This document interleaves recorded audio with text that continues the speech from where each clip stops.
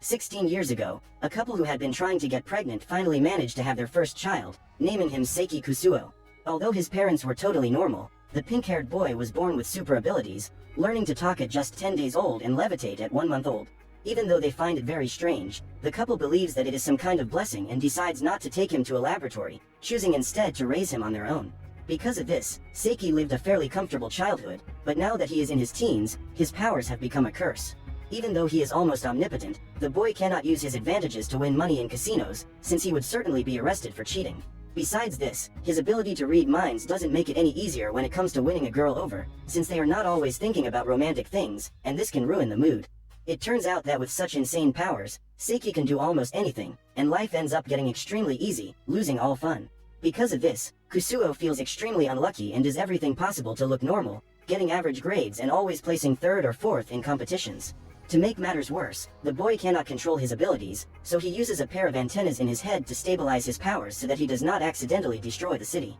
But because of this, Seiki is forced to hypnotize his classmates so that they do not perceive the object in his head. At school, the teacher announces that the annual PK High School Festival will take place next month and warns everyone to behave, because if they get into trouble, they will have no more events next year. Although he thinks the festival is stupid, Kusuo always takes the opportunity to get away from the crowd and spend some time alone, and since he doesn't want to miss this, he decides to make sure that nothing wrong happens during the event. After the teacher finishes speaking, another student named Hiro comes to the front of the class and announces that he will be the class representative, in charge of designing the activity they will do for the festival. Nevertheless, they are in a democracy and the class does not accept his idea of having an origami exhibition. Instead, they decide to collect oddly shaped stones around campus and present the objects to the other classes. After class, Nendo, a rather odd-looking boy with Uncle Grandpa's chin, comes up behind Seiki and covers his eyes, surprising the telepath. Because of his abilities, Kusuo can sense the presence of everyone who approaches from at least 200 meters away, but because his mind is completely blank, Nendo is never detected by him, always catching him off guard. As soon as Seiki notices his presence, the Asian Crimson Chin invites him to go rock hunting together, and the boy tries to refuse, but is interrupted by Shun, a completely lunatic boy who believes that a secret society is trying to destroy the world, the Dark Reunion. Afraid that there might be someone listening in on the conversation, the weirdo takes the two of them to the roof of the building and reveals that he has found a letter from the organization in his closet, promising that they will attack during the festival. Even unaware of his colleague's powers, Shun asks for help in dealing with the New World Order and Seiki pretends to accept, even though he is sure that none of it is real. 1 week before the PK festival, Kusuo is sitting at his desk when he begins to overhear a conversation in a girls' circle, where an overpopular girl named Kokumi Teruhashi is encouraged by her friends to enter the Miss PK contest, which will elect one of them as the prettiest girl in the school. Despite being extremely vain, Teruhashi pretends she has no chance and recommends another friend to participate, while in her mind, Seiki can see that she doesn't want to participate because she thinks she would win without difficulty.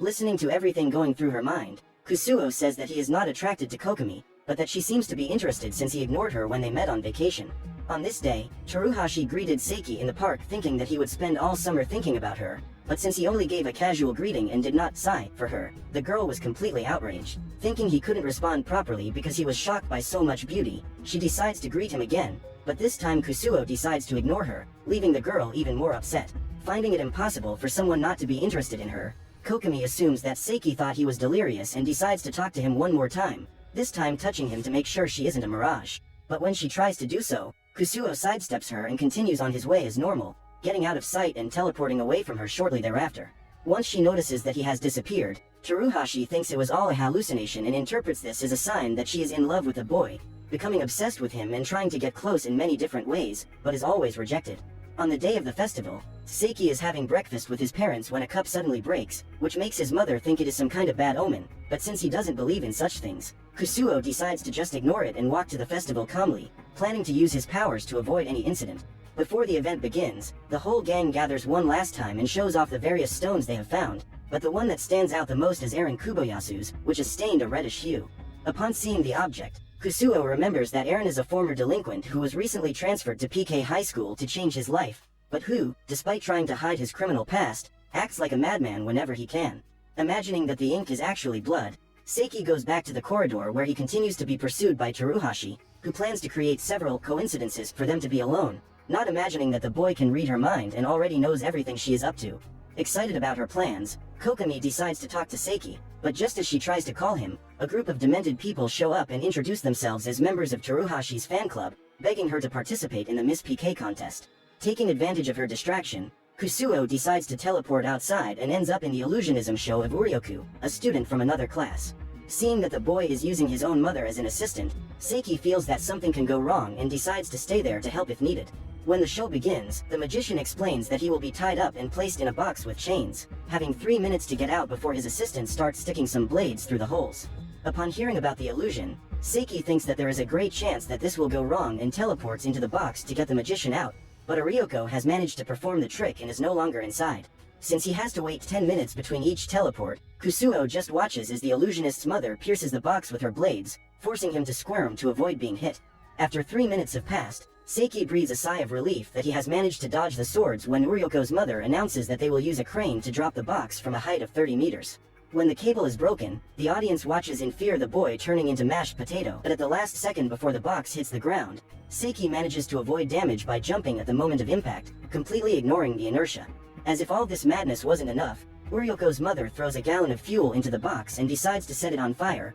forcing Kusuo to freeze the object from the inside, preventing the flames from advancing. Completely insane, the old woman says that they will now smash the box with a steamroller, but just as the machine is about to hit him, Seiki realizes that the 10 minutes have passed and he can already teleport away. Just then, the magician reappears on top of the stage, drawing the attention of the crowd while Seiki spawns across the courtyard, thinking about how close he came to being crushed. Meanwhile, on the other side of the school, Teruhashi gives in to her fan club's request and decides to participate in the beauty contest, but as a judge, which leaves all the boys quite dissatisfied. Frustrated, Shun turns away from the crowd and starts walking toward the back of the school, when one of the Dark Reunion members appears and starts talking to him, leading him to the group's meeting place. There, the boy meets the other members and is introduced to Moonlight Butterfly, the leader of the group, who claims that Shun is a former member of the Dark Reunion. At this point, the boy reveals that he was once one of the most respected warriors of this squad, but that he deserted when he learned of their true plans, stole the Stone of Destruction, and has been pursued ever since. Because of this, he was forced to use a forbidden spell to become a spirit and infiltrate Shun's body.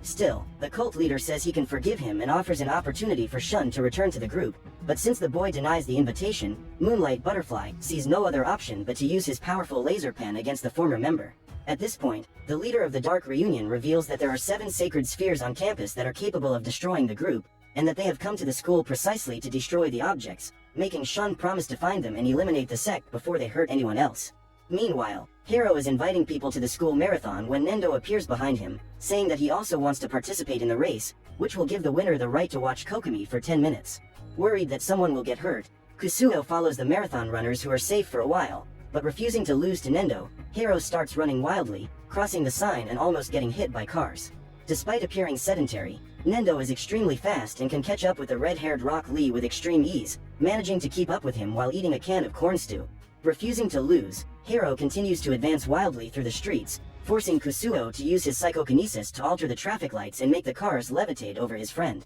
Still, Nendo catches up with him and says that he took a break to buy another drink, offering a can of bean soup to his friend, but as Hiro refuses to accept, the boy eats the canned food while running backwards, managing to keep the advantage anyway. Near the finish line, Hiro decides to take drastic measures and tells him that there is a sumo wrestler on the other side of the field. His friend stops to watch, and so he wins the marathon with this dirty trick. When he realizes he has been tricked, the Asian Crimson Chin decides to take revenge and applies the 1000 years of death jutsu on Hiro, making everyone laugh in his face. Inside the school, Eren opens his locker and sees a letter from his former gangmates, calling him to meet them across campus. Since he is quite different now, Kuboyasu decides to walk in front of his former companions while laughing because they can't recognize him. At this moment, Shun passes by carrying 2 bowling balls and is noticed by the criminals, who decide to ask if the boy knows any Kuboyasu. Upon hearing the name, Shun immediately points to Eren, who orders him to get out of there. Alone with the delinquents, Kuboyasu says he has no time to play, and the leader of the group uses his bat to hit him, but this ends up awakening the wild instinct of the former delinquent, who begins to attack them with his bare hands. Inside the school, Kusuo is still worried about the possible incidents at the festival, but since Teruhashi manages to find him and won't let go of his tail, he is forced to give in and accepts her invitation to go to the haunted house, planning to get attached to him. As the two pass by Koro-sensei's room, Nendo approaches the couple and offers to go along with them, thwarting Kokomi's plans to be alone with the protagonist. Inside, Teruhashi pretends to be quite frightened while Kusuo remains reassured he can see the other students through the walls. At the end of one of the corridors, one of the boys tries to scare the group and ends up fainting when he sees the size of Nendo's chin, leaving them free to steal some props and pass themselves off as ghosts. After they leave the haunted house, the two boys go to wash up, and Nendo ends up stealing Seiki's glasses, activating his power to turn anyone who looks at him to stone. Knowing that his friend will only be back to normal after 24 hours, Seiki decides to drop him off at his class's rock exhibit, drawing everyone's attention to his class. To avoid further trouble, Kusuo calls his mother and asks her to look for the spare glasses that are in the room,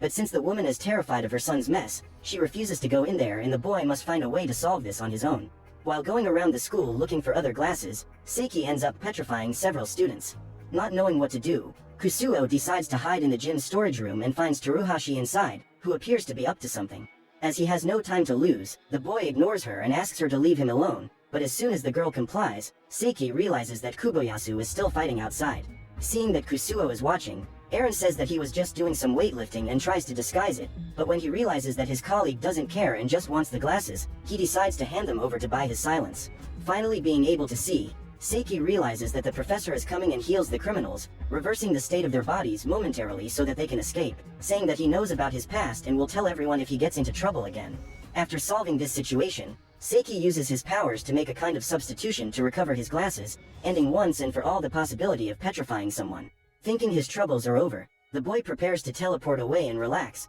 but Teruhashi appears again and invites him to a couples game. Since he has no interest in this, the boy rejects it and prepares to leave, but before he can do so, Kokomi's fan club shows up saying that they will eliminate him for staying too long around the girl. At this point, Teruhashi decides to intervene and keeps distracting the demented ones to get Seiki to run, but they don't give up and start running after the two, cornering them in the gym's storage room and sticking the lock. Once they arrive at the place, Kusuo begins to read the girl's thoughts and discovers that this was her plan all along. In fact, it was Teruhashi who set up the marathon, the Dark Reunion and Kuboyasu's challenge, all to keep Seiki away from his friends. Finally, she forced her fan club to chase them to this place and lock them up with super glue, all so they could be alone and without anyone to get in their way. While Seiki thinks of a way out without revealing his powers, Shun manages to gather 7 bowling balls and takes them to the lair of the Dark Reunion, which is really just a bunch of Kokomi fans in disguise. As soon as the boy arrives, the leader of the group begs him not to use the spheres or they will be disintegrated, but that is exactly what Shun plans to do.